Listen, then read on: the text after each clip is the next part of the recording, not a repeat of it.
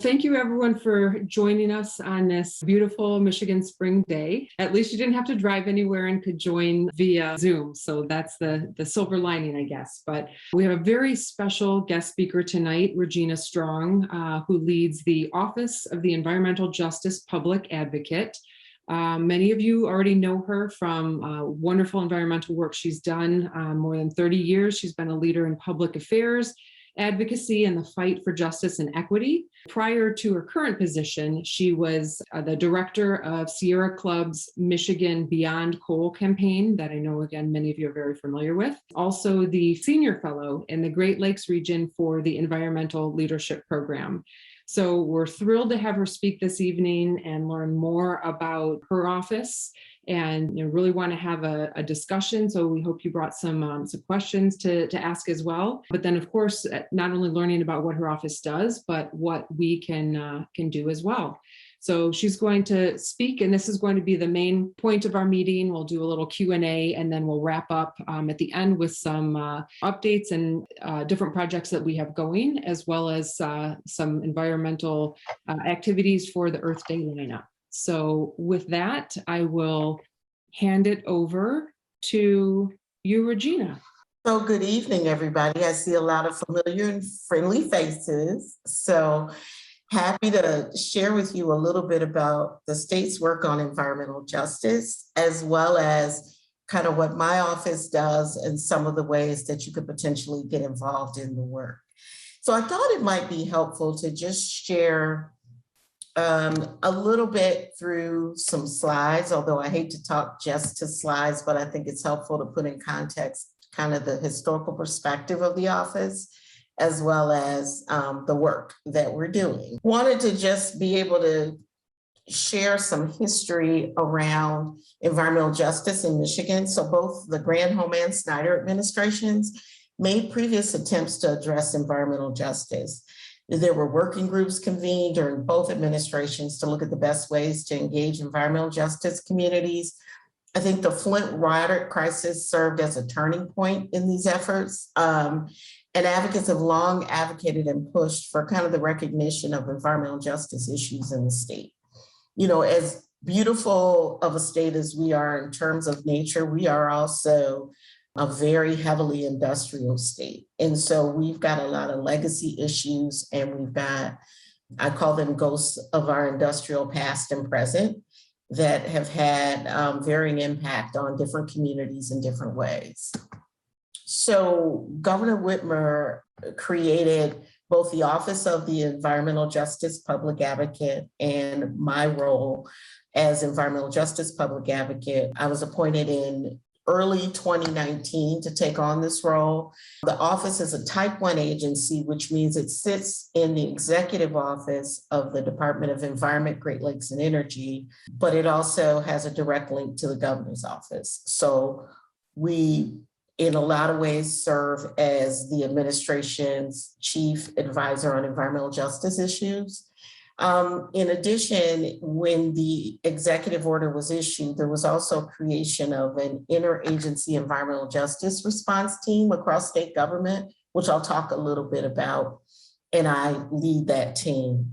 So I want to first ground us all in kind of how the state defines environmental justice, so that we're all talking about the same definition from the standpoint of the state's work.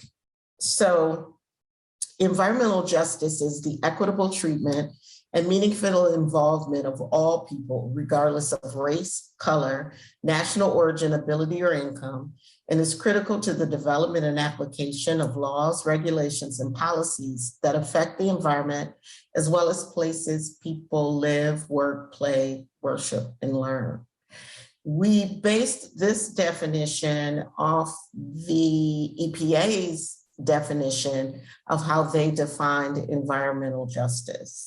And we did work with both the interagency, and when we talk about meaningful involvement, we're really talking about people having an opportunity to participate in decisions that affect their environment and or their health, that decision makers seek out and facilitate that involvement for those potentially affected, and that people's concerns are part of the process, and that people can have an influence on our state decisions. And so The Interagency Environmental Justice Response Team that I referred to earlier began meeting monthly in July of 2019. There were work groups of the response team, which began meeting in the fall of 2019. And in the beginning of 2020, the Michigan Advisory Council for Environmental Justice, or the MACEJ, as I affectionately call it, began meeting, and really engagement throughout the state in terms of ways to address equitable application has been underway since the office was created more than 3 years ago. So here's a picture of the Michigan Advisory Council on Environmental Justice at the first and only in-person meeting of the group, because literally this meeting was convened in February of 2020. And by March of 2020, we had to start meeting virtually because the pandemic was beginning to take hold. In addition to MACEJ members in this photo, you will also see some of the directors of departments. Director Liesl Clark in the yellow jacket leads the Department of Environment, Great Lakes, and Energy. Dan Eichelberg, who's in the back, runs the Department of Natural Resources. You see the Lieutenant Governor. We had this first meeting once the pandemic took hold. We started meeting virtually, and as you can well imagine, environmental justice communities, which tend to be both communities of color and lower income communities, were particularly hard hit by COVID-19 and the pandemic. One of the things I'll mention about the MACEJ is that it's very intentionally crafted of people who live in what we call frontline communities, or communities most affected by industry and other areas. Representation from tribal governments in the state. We have 12 federally recognized tribes within the boundaries of Michigan, and the tribal liaison sits in my office and is part of my Office of the Environmental Justice Public Advocate team.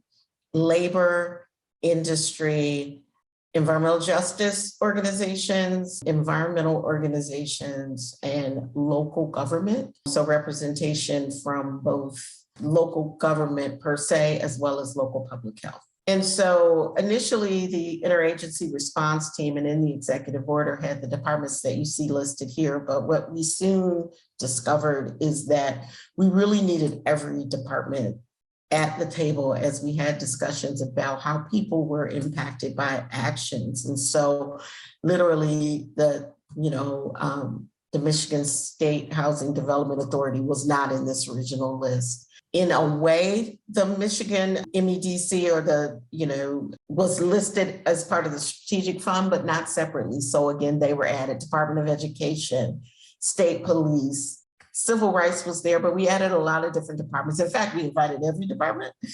And so we have most departments sitting on the body right now. So this is the team in our office right now. I'm so excited that we're going through interviews right now to add an additional environmental justice coordinator to the team, because as you can well imagine, there are a lot of things going on across the state where we really want to have an impact, and there's just a limit on how far we can spread. But I mentioned our environmental justice and tribal liaison is Katie Cruz, and we have a project assistant who's also a student at U of M, Anna Bunting, who helps our team. This is a little bit of the structure of how we address environmental justice in the state, and just showing my office and the work of the response teams, and showing the different areas at the bottom where we have work groups made up of folks from across state government.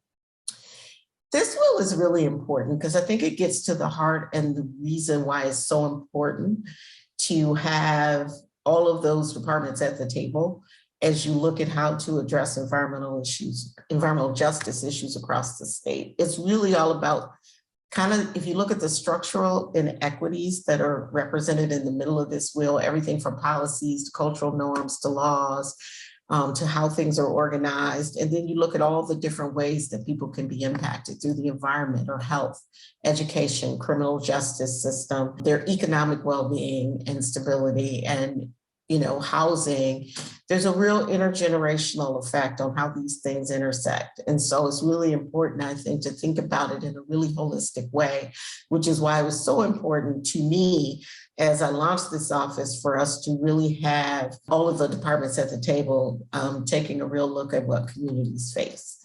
And so I wanted to ground us in an understanding of equity.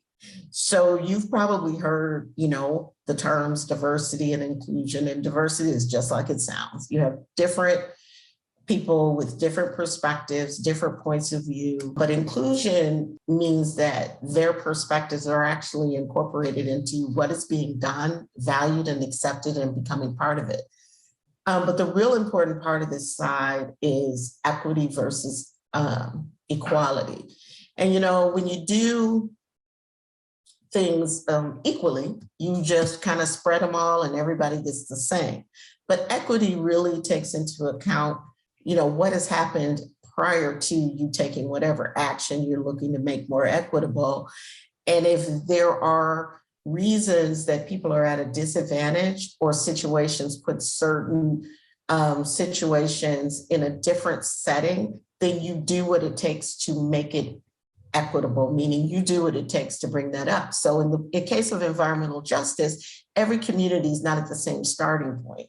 So if you invest equally across the state in every community, regardless of what they may be facing, then you run the risk of creating disparate impacts, which really speak to us not being able to help communities that need more assistance get the assistance that they need. So wanted to show you this slide. This is our website for the Office of the Environmental Justice Public Advocate. Some of you may recognize the fuzzy picture in the back. That was from a March for Justice that back in my Sierra Club days, I helped lead, that really was looking at all very environmental justice. You'll see the sunflowers that were used in the New York Environmental March and in other places, just talking about the different issues that we face. And, really the crux of the work that I do is really all about environmental justice being one of many injustices that communities face. And so I wanted to kind of share that as background and give you grounding in really the work of the office. And so a lot of that began 3 years ago when the office was first created.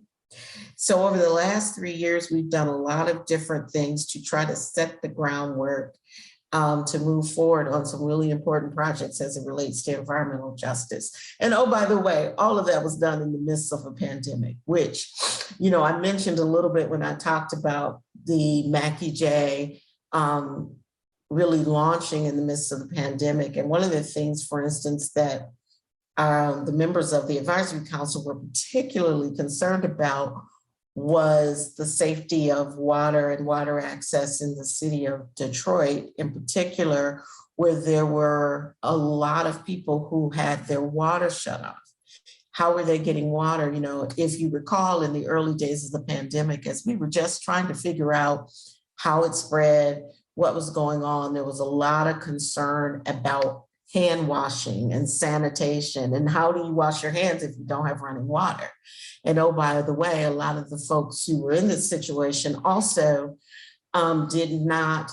were people who may have been in service jobs and other jobs, and just that inability. And so we really worked with some of the water, we call them the water warriors, but the water activists who were really pushing to make sure that water could be delivered to those who didn't have running water. So that was one of the kind of first priorities of both my office and our advisory council, is making sure that people who did not have access to running water could protect themselves from COVID-19. And so that was one of the early things we launched into. In 2021, last year, we did our first statewide environmental justice conference virtually. We had nearly 3,000 people participate. We had representation from a lot, both the activist world, the business and the business world, as well as federal government. We had the administrator of the EPA participate, the new one, Michael Reagan. We had folks from the White House talking from that vantage point of what it is that the federal government was looking to do for environmental justice. And in the last year and in the last few months, if you've had a chance to see what has come out from the federal government, one of the things that they've come out with is an environmental justice kind of screening tool. So the EPA already had a screening tool called EJ Screen, where you could assess communities really just from that environmental perspective. One of the things that activists and advocates had long asked for in the state of Michigan was a way to assess what communities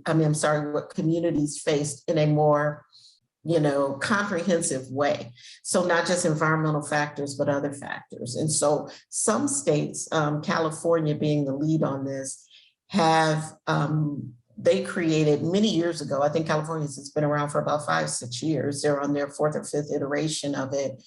A screening tool that took into account very California specific issues, both environmental and social vulnerabilities that communities face, to give a broader, comprehensive picture. And so one of the things my office started working on about 2 years ago through our research and data work group of the Interagency Environmental Justice Response Team, as well as through our work in the office, was how do we create a Michigan specific screening tool? How do we create something that gives us a better picture of the communities across the state? Because one of the things that I think people often think is that environmental justice communities are just in urban areas, and that's not true. Rural areas and small towns can also have environmental justice challenges. And oftentimes, because of the sheer volume of challenges that happen in our urban areas, they have a lot of industry, they may have other things that could impact them.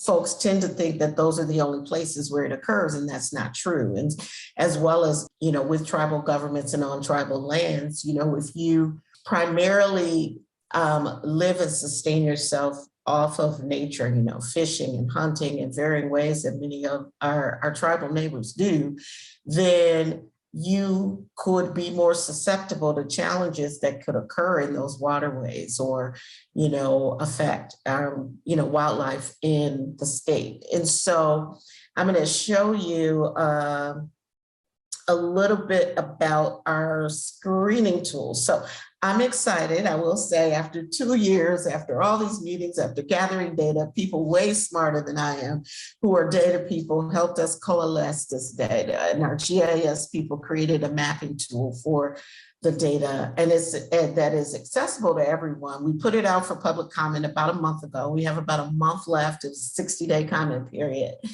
And it really is, I think, an amazing combination of data on environmental sites, as well as some of the social vulnerabilities and population characteristics that make up a community. So I'm going to show you a little bit about that as well, just to give you a sense of what that tool is. And hopefully some of you will get a chance to go out and play with it. You give my office your comments. We anticipate that, or we're hopeful that a lot of different stakeholders from a lot of different vantage points take a look at the tool and give us an opinion. We want it to be useful for community advocates like you, for folks in industry, for local governments, for a variety of stakeholders, because we feel like it's really important. So one of the things that happened in the wake of the Flint crisis is that the Snyder administration convened an environmental justice work group in 2017. And that group came out with a report with 33 recommendations in 2018. And some of the things included in that report helped form what ultimately became, my role in the office. But also there was a request to develop an environmental justice screening tool in Michigan to help look at cumulative impacts in the decision-making process. And in addition, I believe it was 2020, a group of graduate students at the 2019 at the University of Michigan did a report assessing the state of environmental justice in Michigan, which took a look at if there was a tool created, what would that look like? And so these are some of the background research elements that went into creation of the tool. And so, the purpose of creating it was to develop, just like I said, the screening tool to assess factors, both environmental, socioeconomic, and health factors that communities face, to help inform decisions, allocate resources, and address community-specific concerns, and to have something useful for multiple stakeholders. And so the process, which again, like I mentioned, took about 2 years, was really to review existing and tools and methodology and look at best practices that were happening as the federal government, as the Biden administration began to look at how they could enhance ways across the country to develop, to really focus in on environmental justice communities and develop policies around that. They too took a look at things like California and states. They kind of looked to states to help, fill out what they were doing. And then, collaboration from state departments, and then stakeholder input from the advisory council and other stakeholders. And so from the standpoint of methodology, like I said, it was based on California's CalEnviroScreen. It's kind of a spatial analysis of relative burdens at the census tract level. So you can go down to the census tract to get a variety of information about that census tract, but also look at how it fits, and it's essentially across the state. You look at it relative to other census tracts in the state. And there are percentiles assigned to that based on that. So they're both, national and statewide indicators, and there's a scoring system that is weighted, and I'll show you a little bit about that. Wanted to just be able to show you as well, these are the different factors that are represented. So if you look at that first column, there are 4 areas. So environmental exposures, things like air toxics and cancer risk, respiratory hazards, diesel particulate, fine matter or dust essentially that can get in lungs and other things and impact health, ozone and traffic density, and then things that. So the first category are things that people are already exposed to. The second category are things that are really proximity based, like you may or may not have effects from them now, but could provide effects if exposure were to happen. Things like cleanup sites and hazardous waste facilities, impaired water bodies, waste sites, solid waste sites. There's a lead paint indicator, proximity to Superfund sites and wastewater discharge. Then on the population characteristic side, sensitive populations like asthma, cardiovascular disease, low birth weight for infants, blood lead levels, and life expectancy. And then on the socioeconomic factors, things like education level, if you're Black, person of color, part of an indigenous community, low income, linguistically isolated, population under 5 or over 64, unemployed or unemployment levels and housing burden, all of these can have a factor. And so then those indicators are weighted based on average percentiles. And then we come up with what we call our MyEJ score, my EJ screen score. And that is what we titled it, using the MI for Michigan. I think you'll see a lot of things that use the MI. And these are all the factors that go into the tool. I won't go through all of this information, but these are greater descriptions of what I just kind of read off in terms of how those are incorporated into the tool. So this is a look at the tool showing the whole state. We have a huge state, so it's hard to kind of get it all on one, map and really zero in where I could get it on a slide. But you can see just by the color ranges that blue indicates a lower percentage. So the deeper the blue, the fewer impacts there are, which don't mean there aren't impacts. It doesn't mean that. What it means is if you have the deeper burgundy color, you will see more combined factors, if that makes sense. So there'll be a higher percentile. When you go out to the tool, which is accessible through our environmental justice page, which is michigan.gov/environmental justice. When you go out to the tool, it will give you an overall score, kind of an executive summary, a picture similar to this that you can zero in on and look at different census tracts, but you can't really manipulate what's represented there. If you go to the full tool, you can add on, remove factors or add on factors, zero in and see a lot more detail on the varying factors that you might be interested in. And there are recordings and tutorials to help you figure out how to do this. I am not intuitively a GIS person, so it's been a learning for me. Like I knew what I wanted in it, but learning how to manipulate this it's not difficult once you know how, but the key is knowing how. And a lot of that information is out there. So I wanted to also mention that in addition to the factors that I showed you that go into the scoring, there are also what we call context layers, things you can click on and overlay onto all the other information to give you a sense of where roads and railroads might be, the boundaries for zip codes or cities or counties or tribal regions or lands.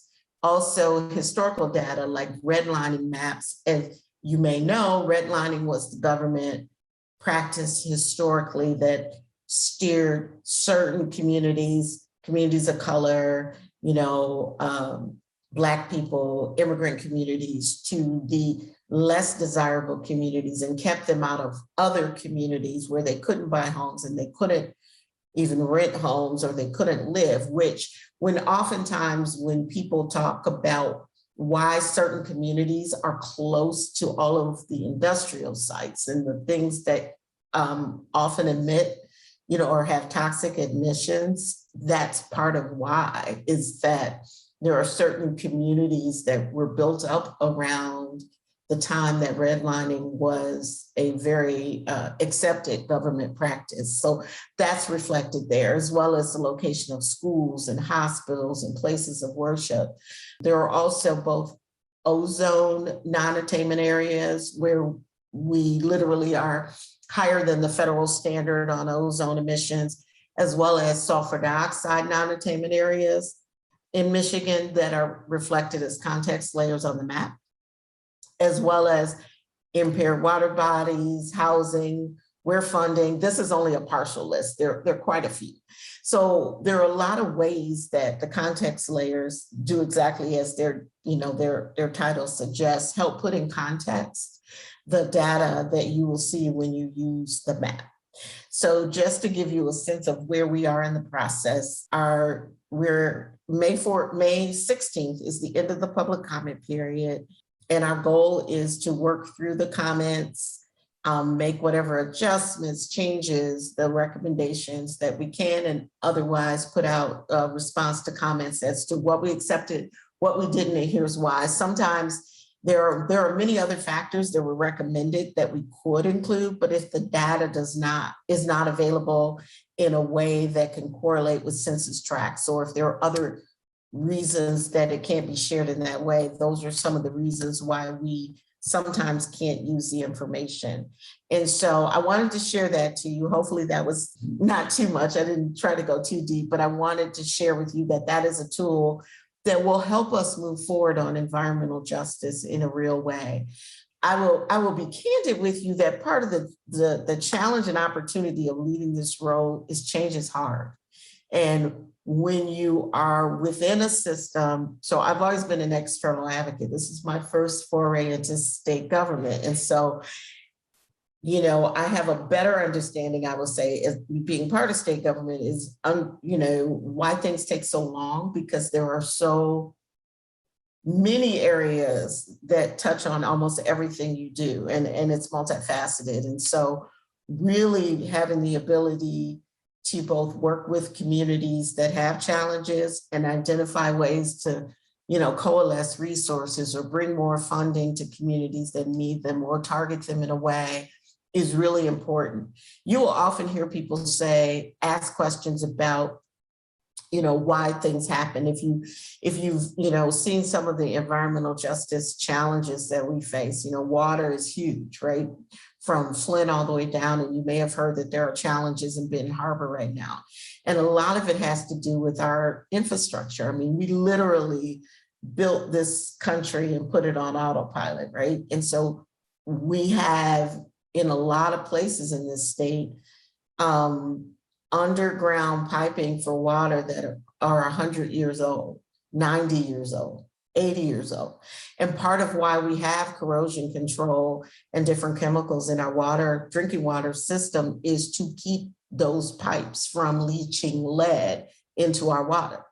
And in some communities and in some places, that's been harder than others. I mean, the answer to that is getting all the lead pipes out, which is a multi-billion-dollar process.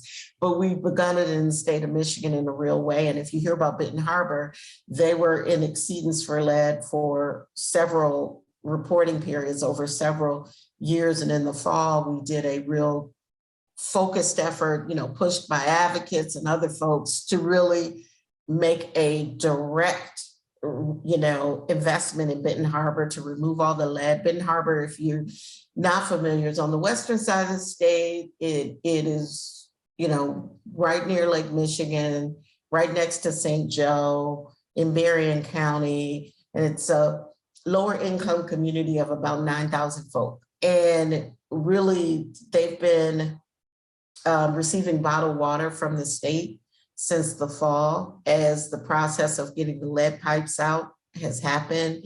There were some challenges with filters in the area and some questions and concerns because of some of the corrosion control that was being used that had filter issues in New Jersey.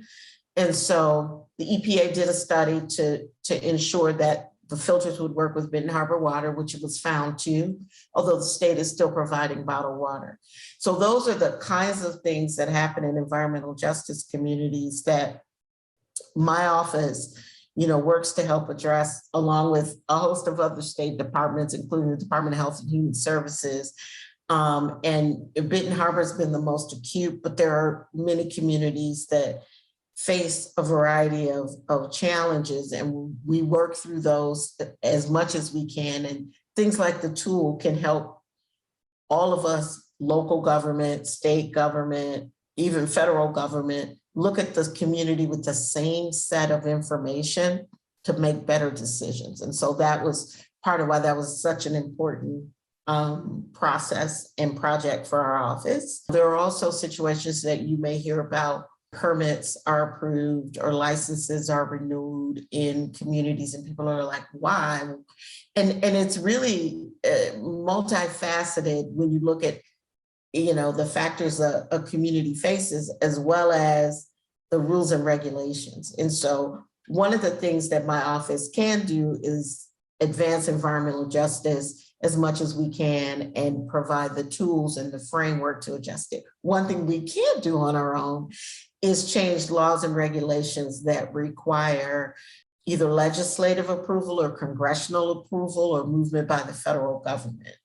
So in your questions about what you can do as these bills come forward that could potentially lessen some of the burden on communities, really moving into action in terms of pushing lawmakers to make changes that could actually improve things like our air quality and, our water quality. One of the things that's come out of the pandemic is that from a government standpoint, the Biden administration has released a lot of money to local governments to try to address some of these challenges. And so working with almost every single community received money for some of the infrastructure work and some of the other things that came up, and figuring out where locally that money is being sent and getting them to prioritize environmental issues in that funding. Because there are certain things the state can say, oh, you need to do this, but they can't always fund, right? And so there's an opportunity now with money going both locally and through the state to address some of that, some of the areas that could make it safer for all of us from an environmental standpoint. And so I encourage you to find out how your local government is, the money they're receiving from the American Rescue Plan and other funding that the federal government has done, how are they using it locally? Because I think they have a range of things they can, but prioritizing environmental issues would be one way that you could, encouraging them to, prioritize those could be one way you could definitely have an impact. So I know I've been talking for a long time, and I just wanted to see if there were questions, thoughts, ideas. Well, first of all, thank you, Regina. Nice to see you in this role. I guess I never really understood what you did precisely. And it's been very informative, and I really appreciate sharing that with us. I guess one thing I'm learning is that by tying the data to actually having real numbers, that's a help. Absolutely. A lot of what folks talk about is anecdotal, right?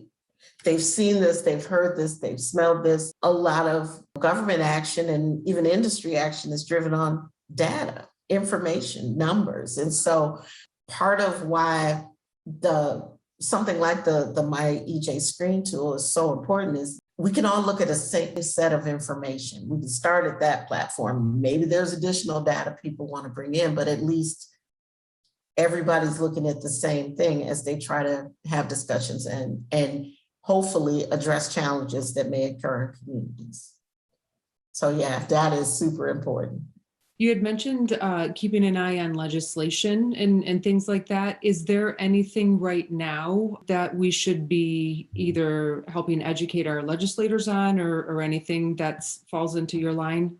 So it hasn't come back up this year, but last year, Senator Stephanie Chang had some legislation, and she covers the Southwest Detroit area where there's a lot of industry. She had a bill looking at addressing some of that, and it is going to be reintroduced, and I can keep you all apprised of when it is. That would be a good time to try to support it because it really touches on environmental justice, communities, and impacts. And so there's a lot in the bill that has to do with some of the regulations around what industry can do.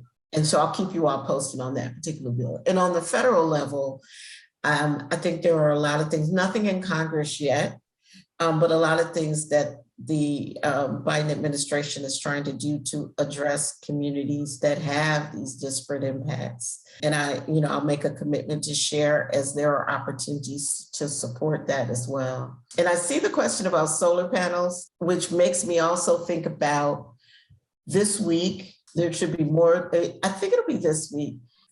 One of the other things that we've been working on, not directly my office, although we've been engaged, and the advisory council has been engaged in the process of developing a healthy climate plan for the state to address climate change. And that should be coming out really, really soon. And really the goal there is to look at ways to advance a lot of the everything from coal plants, closures and that timing, how gas will be used, solar panels, and how to deploy renewables in a way that is both addressing the need and also democratizing the access where folks can actually have access to the point about, solar in low-income communities. It's a huge thing. Community solar is something that I don't know if it'll be addressed directly in this plan because I'm not the full author,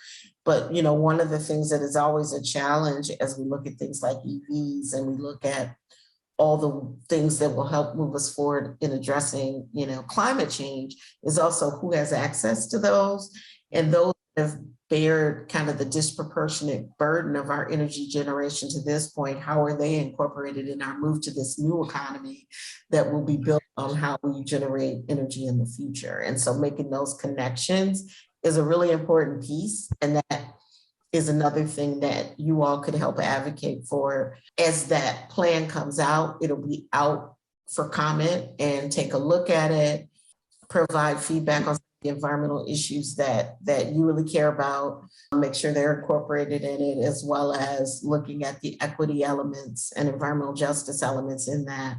because one of the most effective ways I think to affect and change things is by participating in those public comment periods and providing feedback.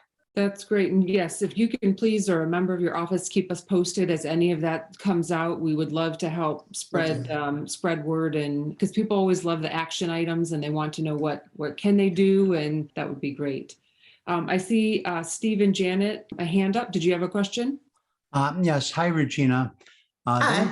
There's a law in Michigan that limits the number of solar installations for residents and small businesses.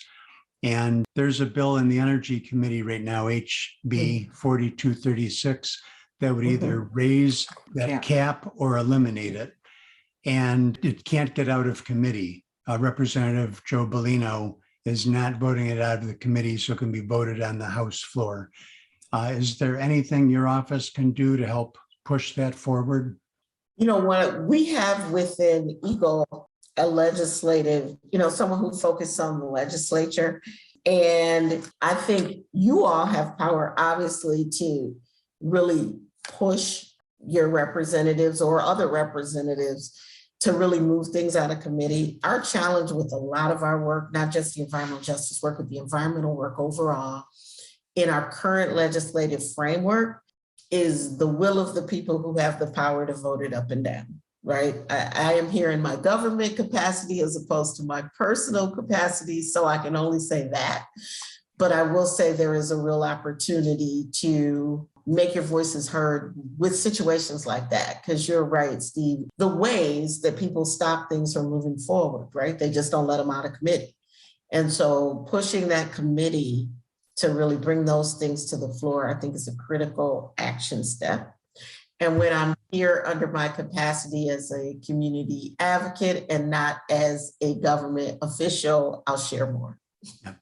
I'm going to put something in the chat. It's going to have Representative Bellino's phone number and email address, and I would encourage anyone that's taking part in this meeting to please contact him. And you can also go to the website to find out who else is on that energy committee and maybe email or call them. Just as an aside, one of the things, we have solar panels on our house, and one of the things that bothers us or concerns us about is the fact that it's not accessible to people in all income brackets. And you don't want just an elite few being able to have this. This is something that is going to, especially with EVs coming out, we're going to need more diversified power sources, and everybody having solar on their apartment building or their house or whatever, as much as possible where it fits in would be a good thing.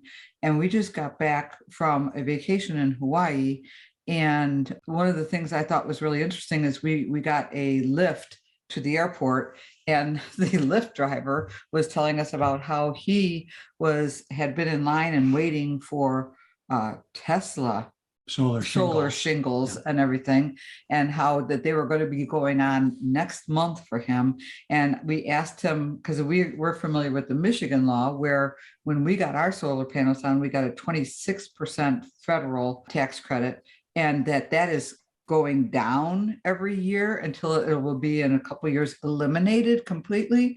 And in Hawaii, for example, they have the 26% federal tax credit, and they have a, what is it? 35% state tax credit for a total of 61% of your solar costs being covered by in a tax credit. Still doesn't help people who don't make enough money to enjoy, be able to have a tax burden where they can write that off. Exactly. That's the problem. Exactly. But it's better. The other thing the Hawaiian state legislature has done is they have mandated certain renewable energy milestones. And by 2045, they have to be 100% renewable energy. Right now, they're over 30% renewable energy. Yeah, it sounds like Hawaii is much more progressive on those things than we are here in Michigan. And I think, they also do have a lot more sunshine, right? And so, probably more people thinking about how it can work. I think some of the barriers in Michigan that I've run into is people just thinking it's not going to work here because it's snowing in April. They don't think about it that way. Right. And the other thing for, communities is that there are, to your point about individuals being able to afford it, there are, microgrids and things that people can do together in terms of community solar to really share the costs. When I think about how we do that, part of the challenge, like this whole process of developing the climate plan took everybody into account because you got to have, utilities at the table, but you also have to have advocates at the table, and you have to have businesses at the table, and you have to have all these different folks who will play a role in it. And you'll see the plan. I think there's great things in it, but there's still, a lot to do and a long way to go with the plan, but it is a great start. And so I hope you all take a look at it. I won't preempt any of the announcements, but I will tell you that it is definitely a Michigan-based plan. One of the things that I've been working with the Public Service Commission on, for instance, is the governor also is required in the integrated resource planning process, which is the planning process that utilities go through their 5, 10, 15-year planning process of how they will generate energy. They have to model a lot of things. And previously they've been all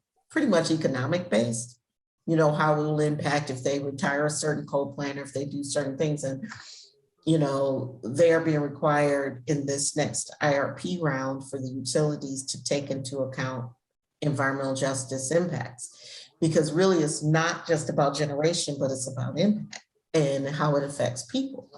And so I've been working with them on that. That's one of the uses that we'll have for the My EJ screen, is that utilities can take a look at the community and the community that is impacted by their decisions, right? If they're deciding to retire a coal plant early or leave it open, or if they're upping renewables, what are the potential impacts? And so that is a new thing that they'll be required to model moving forward, which is really a step in the right direction in terms of ultimately getting to more diversified sources. Because in Michigan, the way things are structured, the utilities have a lot of control over that. As you know, if you have solar panels on your home, how that goes back into the grid. I'm really glad that Stephanie is coming, that Senator Chang is coming to talk to you all, so she can definitely, let you know more about her bills that she's been promoting. It's going to take all of us working together to work within the structure we have now. And so much of the change that needs to happen really will have to happen,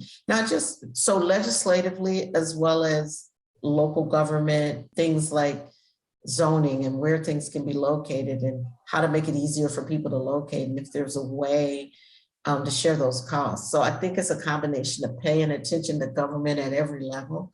And I'll be sure to keep you all informed as I hear of things that you could potentially actively engage in, because I think that always has an impact when it's not just somebody from one government saying to another part of government, because then they're like, the state's trying to tell us what to do. But if you are the people who are doing this, that's the other thing I learned. You can't just call up a local government and say, why are you doing that? Not that I ever did it, but I was told I couldn't. So, but there's a way that you have to work it, whereas you all can do that outreach and reach out to folks. And I think that's an incredibly important piece of our activism, to do it in an informed way. So I don't know, are there any other questions or thoughts?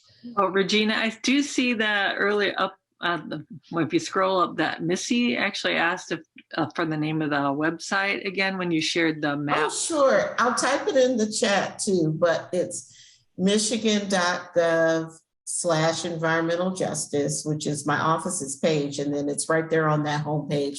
It's a tab across the top. It says My EJ screen, and then there's a banner probably midway down the page where you can click on it. And the landing page has like the technical report, which gives a lot of background on the development of the tool, as well as some additional information and background, and a user guide, which is really important to show you how to manipulate the data and take a look at it. So I'll put that in the chat too.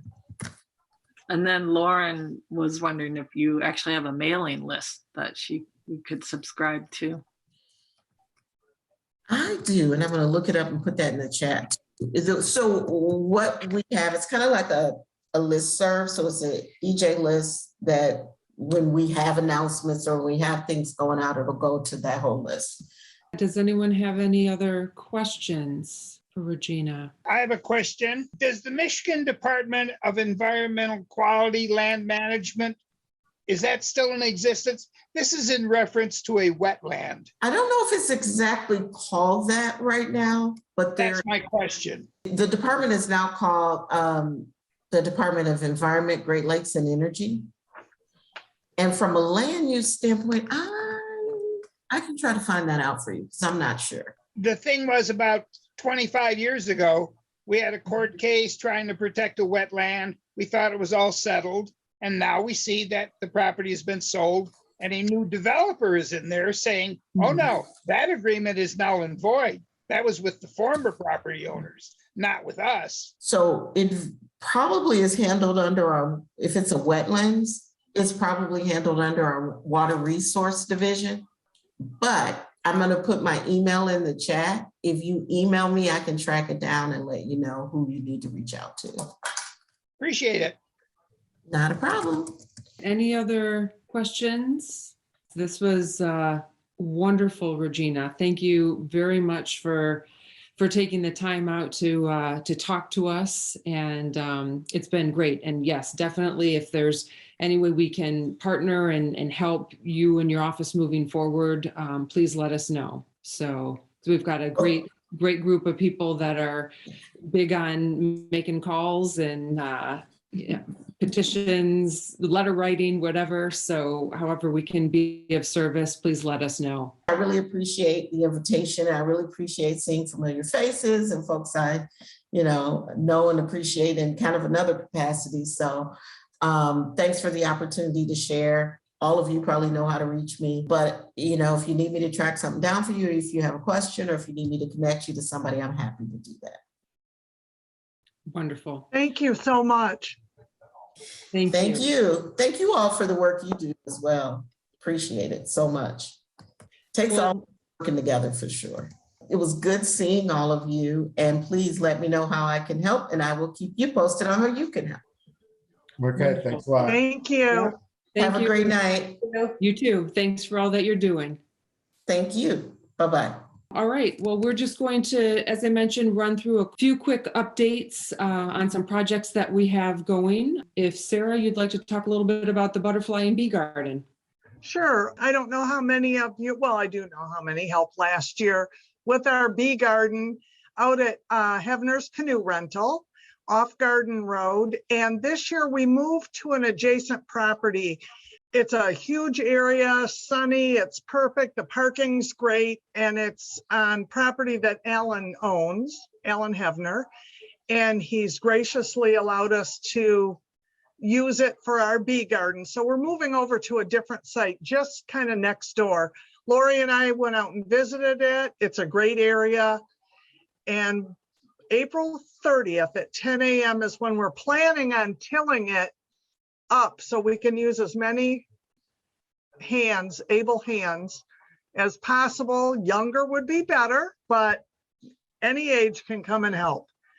And then on May 21st at the garden, 11 a.m. to 2 p.m., we are going to do our Perennial Exchange. So you can bring plants. If you don't have plants, don't worry about it. There'll be plants there that you can take with you.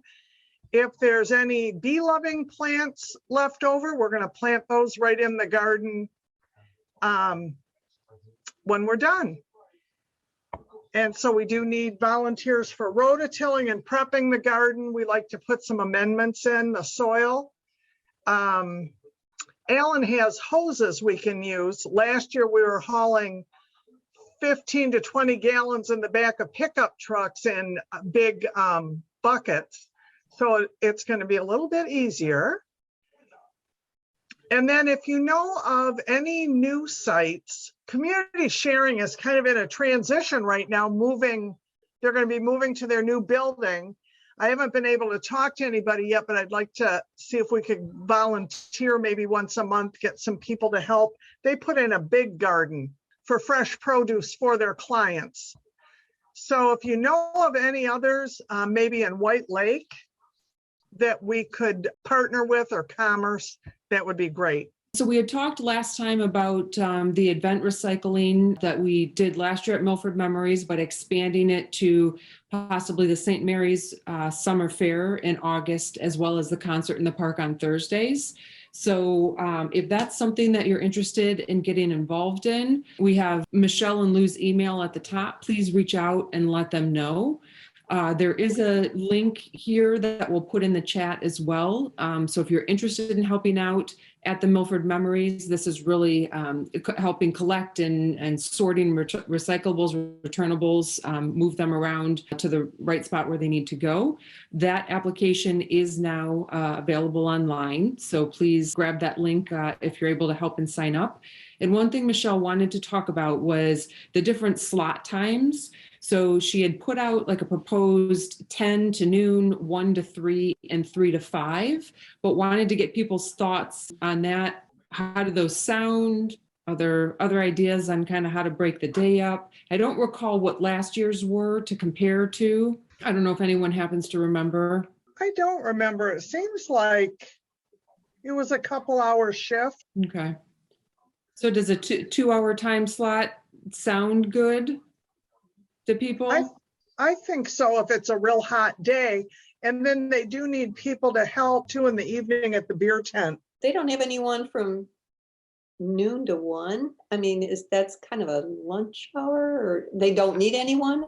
I saw that and I wondered that as well, that I don't know if they were assuming like people didn't want to work at that time, but that was my question, is that the busiest time right during lunch?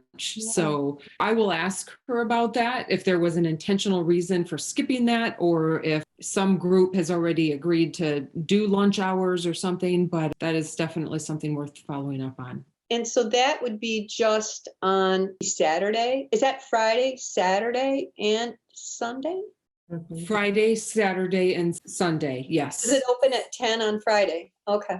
Okay, well, I will let her know the 2-hour time slot sounds good, and then we'll ask about that noon to 1, making sure there's coverage there. So again, if you're interested and able to help out, please click that volunteer sign up. And again, if you're interested in helping move forward similar events at St. Mary's or the concert in the park Thursdays, please either drop that into chat or please send an email to Michelle and Lou on that. So just a quick update on the reducing plastic pollution. So I had mentioned last time we are working with the Great Lakes Plastic Pollution Solutions Coalition, and there are some areas that we do have some projects that we need help with. So one thing is many of you might be familiar with Loop, which is a reusable container, mainly like shampoos and soaps, lotions, that sort of thing. So they're doing a pilot in Oregon with Kroger to do that. So it works very much like our bottle return, where you then return for a higher return amount, but you get this reusable bottle that you take home, use it all up, and then you get it, give it back and get your deposit. So we've been trying to find out from Kroger where Southeast Michigan, Milford, Highland area in particular sits in that list, and aren't having a lot of luck. So if that's something of interest, that you either have a contact at Kroger or want to ask next time you're in what they know about it or who we can contact, that would be greatly appreciated. Again, if that's of interest, go ahead and you can drop it in the chat. We'd also talked about the legislative education document, needing a couple people to help pull that together. That's something that was already there a couple years ago. It would be just updating with more recent facts to help educate our legislators on. So not only for the human rights and health side of things, but of course, environment and tourism as well. And then the third area is Plastic Free July. We're most immediately needing someone to help with the Google Doc calendar. So this is again something in existence from prior years that just needs to be updated. The different coalition partners would have content to put in there. It's more just kind of dropping it in. And then if you are passionate about Plastic Free July and have ideas that we can do as EcoHV to let people know what they can be doing or different activities, that's something that we're always looking for fresh eyes and hands on as well. And then the last area in this is I've been working with Sierra Club National, and on May 12th, we have a corporate and social responsibility roundtable. So this is where we'll be talking about the work that we are getting underway with Kroger regarding some plastic bag bans and working with Michigan State University on a research study for us. So this is a great way to bring everybody together that we all have similar groups like us doing similar things all over the country. And what can we learn from them to make our efforts more impactful, or how can we better partner? And there has been a lot of interest with our group from the Sierra Club Ohio chapter, where Kroger is located. And, obviously they want to try to work together to move things forward. So there's a link in the chat to register for that event as well. Earth Day, official day is the 22nd, and we do have some activities going around in the local area that weekend and beyond. So Friday the 22nd, we have a garlic mustard and invasive species pull at Kensington, and we'll put links to everything in the chat as well. So it will be in the group camp area, and once you register, then they'll send you all the details, and it runs 10 to 1. Again, that's on Friday. Saturday, we have a couple things going. Indivisible Huron Valley has a highway cleanup, and there'll be the area on 59 between Tigardine and Williams Road, and that kicks off at 11 a.m. Similarly, must sign up in advance for that as well, and they'll give you all the meeting location spot once you do. And then Oakland County has an Earth Day March Rally and Fair going on. And this is 9 to 1 on Saturday. And if anyone is in the market for a rain barrel, I think it's again, like the MI that Regina was talking about, rainbarrel.com. They run really good discounts on those if you do it as part of this event. So I think they're normally like $200 and you can buy it for like $80 or something. So if you need one of those, definitely check that out. And then the Livingston County United Way will be running an Earth Day Challenge scavenger hunt. It's all via app. And it runs Friday, April 22nd through the 24th. You can set up with teams of 5. I don't have many more details beyond that. I do know it's $10 to register, space is limited, and there's lots of different prizes. So definitely worth checking that out as well. And then Wednesday, May 11th, Sierra Club will have their virtual lobby day. And this will be focused around really helping lawmakers to become clean energy champions. So as Regina was talking earlier, there's different money that comes either from state or federal. And when lawmakers are trying to figure out how it should be used, we want to make sure that they're clean energy champions and fighting for that. So this is not anything you have to know anything about. Sierra Club does a wonderful job of, once you register, they have different webinars that you can attend and packets to read and speaking points, exactly what you need to say. So it makes it very easy to really have a big impact. Any questions, or does anyone else know of any other Earth Day activities that we don't have on here? And if you think of anything, please always email us, because we love to get it out on social and help spread the word. So then just a few other reminders. We have our Instagram channel at EcoHV up, and we'd love to see your beautiful nature shots and share those out. And then we also have the ongoing Styrofoam recycle drop-off and Hazmat Day on May 21st. I don't know, Sarah and Holly, if you want to add anything on those two. I think everybody knows where I live, but we're at 112 West Washington Street in Milford. You can drop your Styrofoam off. We're starting to go twice a month now because we get so much of it. Drop it off on our front porch or over our gate if we're not home. and we just load it in the truck. And when the truck's full, we take it to the recycling center in Livingston County and they recycle it. The hazmat drop-off day, I think everybody gets a postcard. So if you haven't seen that, take a look and they'll let you know what you can and cannot drop off. And I think there will be, again, the clothing recycling that they do. So stuff that's too worn and tattered to be able to donate can go in there. And I think they'll have the big truck there. And that date, the May 21st, that's the Milford, because on that card, I think we might be the only one listed that was part of our Huron Valley thing. But on the card, it has everybody listed, but the May 21st is here in Milford. It says the Civic Center. I don't know where that is. That's the police station, senior Oh, center. yeah. Oh, okay, by the post office. Yep. Okay. Yeah. Sorry. I always call it the Civic Center. It's kind of confusing. It sounds like it's a big auditorium or something. Now, it's hazardous waste, but they don't also take the electronics. Do they take all of that there too? They will take it that day, yes. Yeah. Oh, wow. Okay. And they'll do paper shredding the last couple of years if you have lots of documentation. Does anyone have anything else to add or share? Anything anybody wanted to bring up, or any environmental activities you have going on that you're looking for help on or want to get involved in? I don't Okay. think so. I think we covered it all with the garden and looking for another garden. So keep your eyes and ears open in case you hear of another place that would like some volunteers. Well, thank you, everyone. Have a wonderful evening, and thank you again for taking time out for tonight's meeting. And we'll keep you posted on our next meeting and topic. Okay, thanks, everybody. Bye. Thanks, everyone. Bye.